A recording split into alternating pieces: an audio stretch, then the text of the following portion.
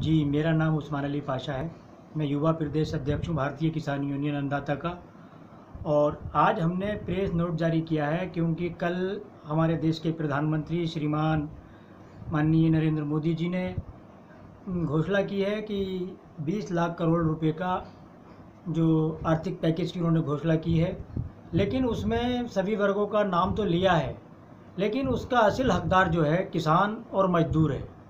क्योंकि आबादी के हिसाब से अगर बंटवारा किया जाए तो इसमें किसान और मजदूर का हिस्सा जो बनता है 16 लाख करोड़ का बनता है। अगर देश के प्रधानमंत्री को सच में देश की फ़िक्र है और देश के नागरिकों की फ़िक्र है और देश के मजदूर की, किसान की फ़िक्र है, तो किसान को 16 लाख करोड़ रुपए उस 20 लाख करोड़ रुपए में से दें किसान और मजदूर को।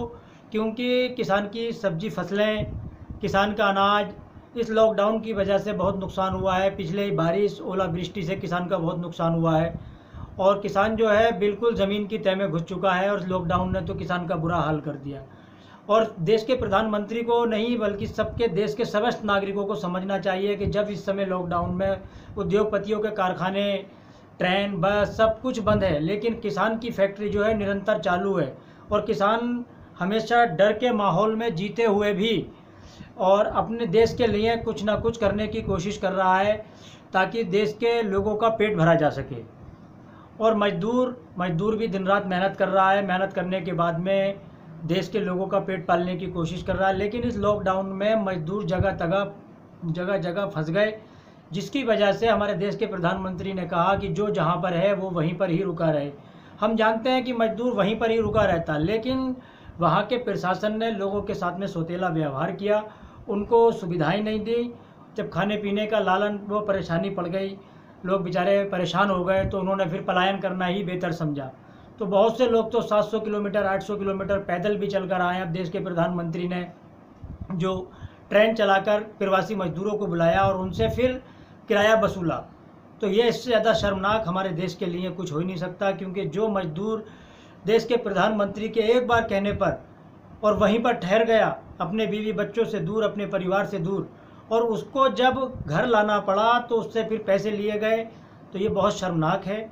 जबकि उद्योगपतियों के बच्चे जो विदेशों में थे, जो कोरोना जैसी घातक बीमारी हमारे देश में लेकर आए, उद्योगपति या उद्योगपतियों के बच्चे जो कि बाहर विदेशों से लाए हैं, उनको हमारे देश के प्रधानमंत्री ने स्पेशल विमान भेज कर बुलाया। जबकि हमारे देश के जो मजदूर, किसान या गरीब तबका जो बाहर फंसा हुआ था, उसको बुलाने के लिए प्रधानमंत्री जी ने ट्रेन का टिकट तक फ्री नहीं किया।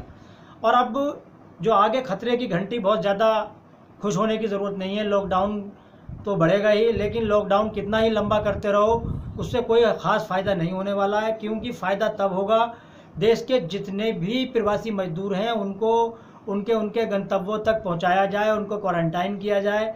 जो लोग स्वस्थ हैं उनको 14 दिन कहीं पर भी बैठाल कर उनको मतलब क्वारंटाइन करके, और जब वो उनके स्वास्थ्य की जांच की जाए, स्वस्थ हों तो उनको घर भेजा जाए, और जो लोग अस्वस्थ पाए जाएं उनका इलाज किया जाए।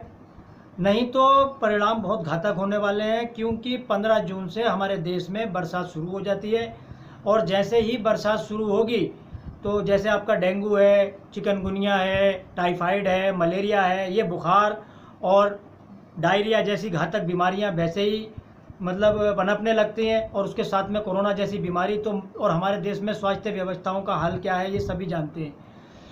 तो इसमें हमारे ज़िले के जिलाधिकारी जो है बहुत अच्छी मेहनत कर रहे हैं। तो मैं जिलाधिकारी महोदय से भी ध्यान आकर्षित कराना चाहूँगा कि इसमें अपने ज़िले के जितने भी लोग बाहर विदेश मतलब देश के अलग ज़िलों में या अलग प्रदेशों में फंसे हुए हैं, उनको जल्द से जल्द बुलाकर और सभी लोगों के स्वास्थ्य की जांच 30 मई तक करा ली जाए। क्योंकि उससे बाद में फिर कोई ख़ास फ़ायदा नहीं हो पाएगा, क्योंकि फिर बीमारियां पैसे ही पनपने लगेंगी। और देश के प्रधानमंत्री को भी चाहिए कि देश के किसानों का, गरीबों का, मजदूरों का विशेष ध्यान रखें। क्योंकि देश जो है उद्योगपतियों के नहीं चलता, उद्योगपतियों के सहारे नहीं चलता, बल्कि किसानों के, गरीबों के और मजदूरों के सहारे चलता है। बहुत बहुत शुक्रिया। जय जवान, जय किसान।